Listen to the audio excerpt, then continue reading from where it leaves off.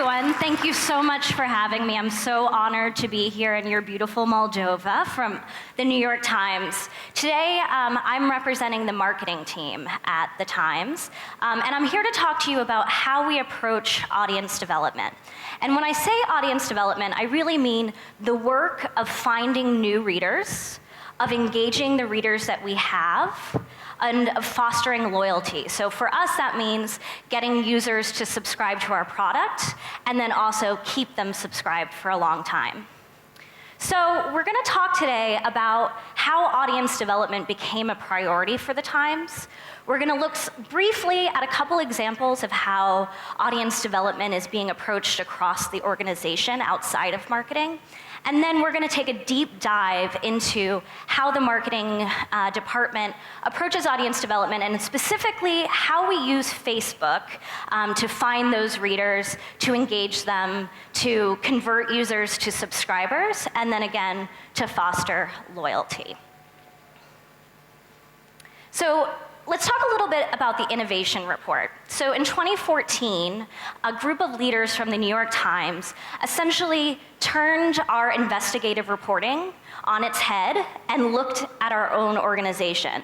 They took a deep dive into the culture of the Times, how we were producing the news, how we were getting the news to our readers, and essentially what they found was that we were falling behind. We still were producing some of the best journalism in the world, but when it came to actually getting that journalism in the hands of the people to read it, we were failing. We were being outsmarted by our competitors who were more digitally savvy. So we were seeing that Huffington Post and Vox and BuzzFeed were exceeding our monthly traffic. And so essentially what this brought to us was we realized that we were using, or we considered our homepage essentially to be a destination. We were looking at, how we had been producing the news for print since the late 1800s, and essentially continuing to produce for print, but then just reformatting for the web. We thought of our homepage as a destination. We thought, as long as we put up the most important news on that page, people are gonna find it. But that's not the reality of how people consume the news anymore. The reality is that they're coming to us through a variety of channels, through side doors like social. And so what we really needed to do was to figure out, okay, so if these users aren't coming to us on their own and browsing through the homepage and just, taking it at our word that this is what they need to read, how are we gonna find them? And if they do happen to come to us through, say, their mom posts something on Facebook or their brother posts something on Twitter, how are we gonna keep them there? How are we gonna get them keep coming back? So, what we really found was that we have to develop a reader-centric approach to our business. Data has to be central to every decision that we make, and audience development is a company-wide initiative. So it's the responsibility of the newsroom to approach audience development. It's the responsibility of product to also engage in audience development. And then finally, it's also the responsibility of marketing. So we actually built out new teams. That's how I was hired at the Times. And we built these core groups within each of those three key areas of the business. So when we talk about audience development, we're really talking about kind of the customer journey, the funnel, if you will. So this is just a little bit of framework for the conversation today. So the New York Times is not a free publication. We allow readers to read 10 free articles per month on us, and then at that point, once they hit number 11, they're gonna hit a paywall. They're gonna be asked to either choose a digital subscription, a home delivery subscription, or they're gonna have to wait until next month to keep reading. So when we talk about this funnel, we're looking at our non-readers. So we're going out, we're finding those people. Then we have drive-by readers, or people who are essentially at risk of becoming a one and done. So they come to us through Facebook, or maybe a content recommendation from CNN or something like that, powered by Outbrain. And maybe that's it. maybe they were only interested in that one article, and then we lose them forever, or at least that's what the risk is.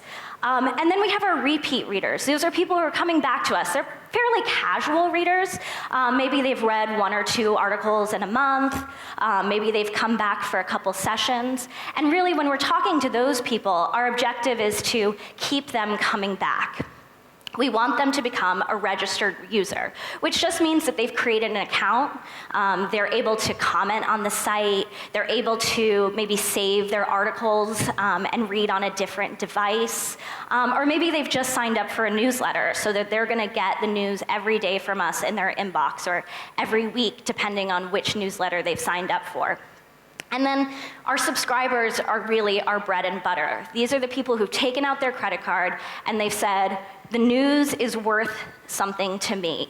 The quality of journalism that the New York Times is producing is far beyond what I'm gonna find through a blog or one of our other competitors. So they're making a commitment. And then finally, we have our loyalists. These are the people who, to some degree, kind of see part of their identity in being a New York Times subscriber. Perhaps they've been a subscriber for years, or they might even subscribe to our premium product, which is called Times Insider. Now, what Times Insider lets you do is, it's a whole other level of content. So instead of just the stories that we're producing, it's actually the story of how we got the story. So the people who produce that particular product are interviewing our journalists, they're showing behind the scenes videos, it gives you access to events that you wouldn't have previously been able to attend if you weren't an insider. So that's really the gold standard, what we're really going for here.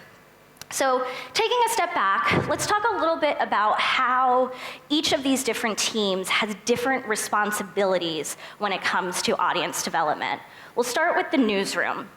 So the newsroom's job is really to maximize the impact of our journalism.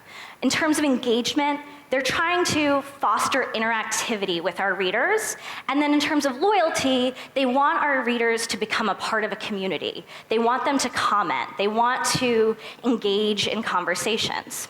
So we're only gonna look at one example of how the newsroom is using audience development, but I think it's really timely and really exciting, and kind of ties back to the previous presentation. We've recently started producing virtual reality films, and I can't think of anything else that would be a more reader-centric approach to telling stories. So when you watch one of our VR videos using our VR app and Google Cardboard, you're actually in the story. So if you're watching The Displaced, which is the image on the top left corner, you're actually with these children who've been displaced by the refugee crisis. Or in the case of the bottom left corner, that was a piece that walked us through how they produced the cover of our Walking New York magazine. And at one point, you actually are in a helicopter, or you feel like you're in a helicopter, leaning over the side, taking a video, or taking a photo rather, this photo that you see right here. I personally am a little bit afraid of heights, and I actually got really nervous watching it. Even though I knew intellectually that I was in the safety of my living room, I truly felt that I was with the photographer, that my legs were dangling off the side of this helicopter. So it's a really impactful way of telling our stories that goes beyond the old traditional methods of printing in the paper and really brings the reader into the action. So product. Our product team is really responsible for optimizing our platforms for discoverability. They're looking at how we can adapt the ways that we tell stories for these different platforms. So what someone is reading when they're on an app is going to be different than when they're on the desktop, or if they're just on the mobile web. They're looking at engagement. They're helping readers discover more content. They're making sure that you can easily share using your social tools. And then ultimately, they're building loyalty. So they're building new products that really speak to the individual. So let's look at a couple examples of how the product team has approached audience development. I think apps are a great example, and we can quickly go through just 3 of our many apps that we have. So we have the Apple Watch.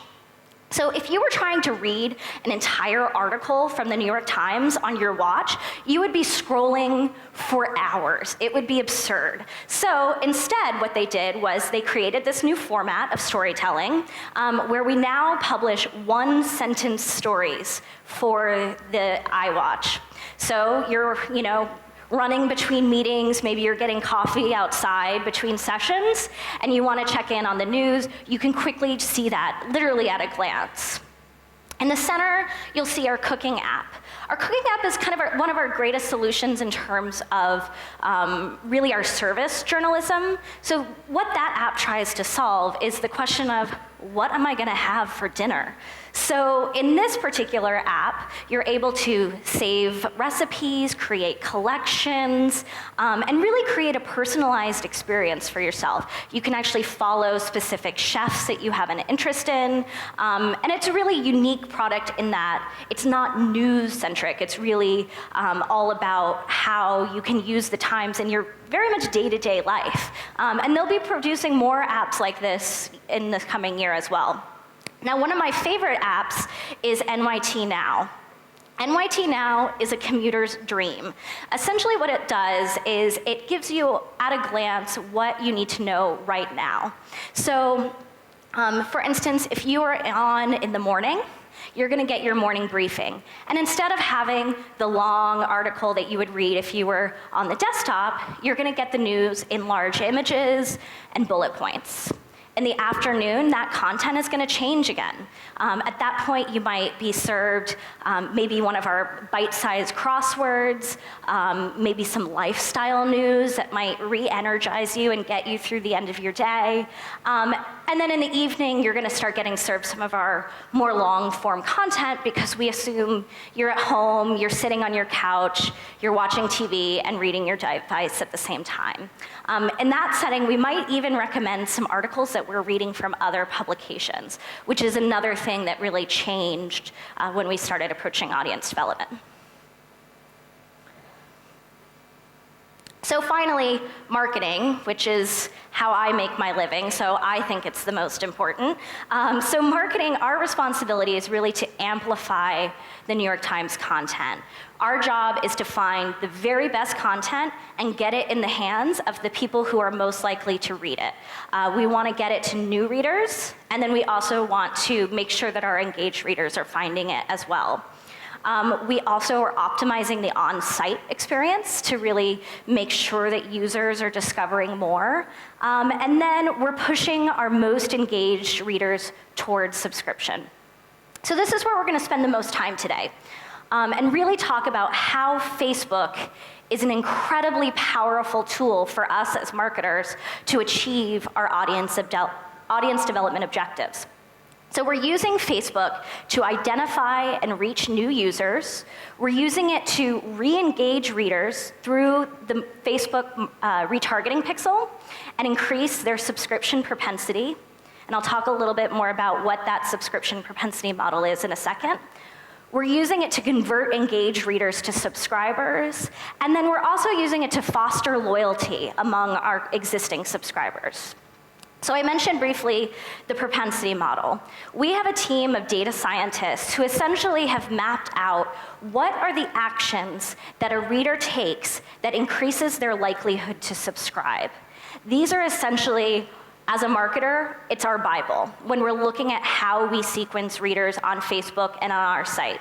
So some of the things that we know, if a user does one of these things, that they're gonna be more primed for subscription. They include reading one more article, pretty simple. If they can read in multiple sections, all the better. We want them to come back for a second session. We want them to read across multiple devices. So if they're reading on desktop and also on their iPhone, they're much more valuable to us if they were just reading on one or the other. And then finally, we also really want them to register for the site, either by creating an account or by signing up for a newsletter. So I'm gonna walk you through kind of the cycle that we approach. So the first is, how do we find people that we don't already have in our ecosystem? How do we go out and find them?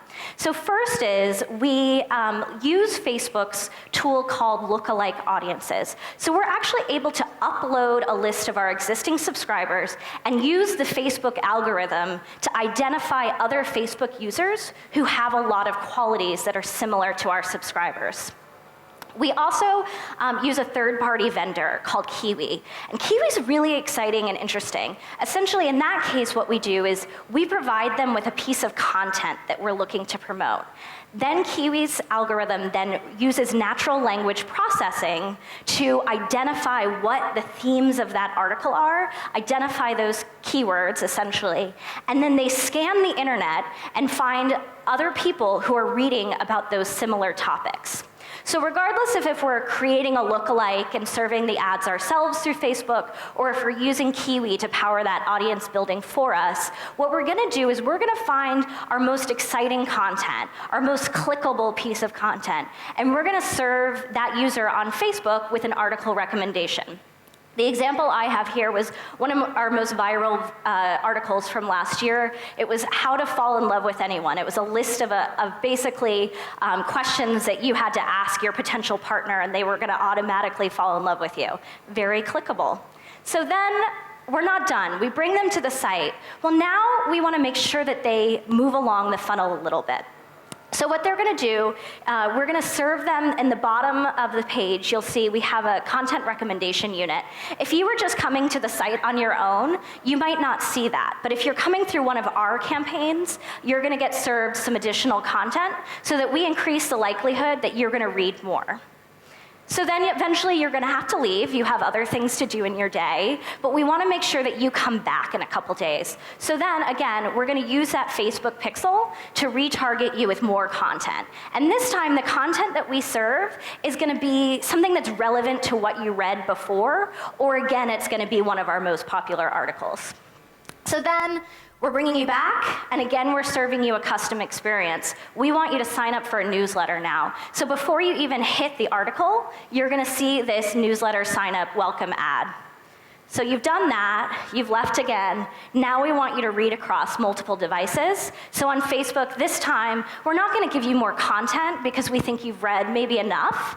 Instead, we're gonna serve you this ad to download our NYT Now app. So finally, we know that you have a high propensity to subscribe. Now is the time that we bring it home, and we're gonna serve you an ad to actually pull out your credit card and become a subscriber. But it's not just gonna be any ad. The ad needs to be tailored to what we know about your reading behavior. So we know that we brought you in for the first time through a modern love story, so we're gonna really feature that content in this particular ad. So it sounds great, you know, it seems like it makes sense, this sequence, but what are the numbers? Well, it's really promising. In the first month, earlier last year, that we started sequencing users using these tools, we saw a 25% reduction in cost per subscriber on Facebook. And we saw a 2.3x lift in the number of conversions that we were bringing in through our campaigns. But our job's not done. We still need to foster loyalty. Once we get the subscriber, we don't want to forget about them. So then we're going to continue checking in with them periodically on Facebook. We're probably going to be serving them some of that content from the Insider product, hoping that they might upgrade their subscription.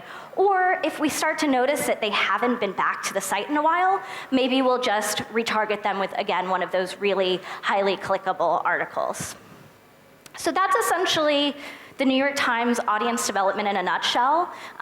Again, like, you can use Facebook to not just use a megaphone effect, but really to tailor your message to individuals, to find highly qualified, pre-qualified people to serve your content to, and then use these remarketing tools to touch base with them throughout the cycle in essentially what is the most appropriate message for them at any given time, given where they are in their customer journey. Thank you very much.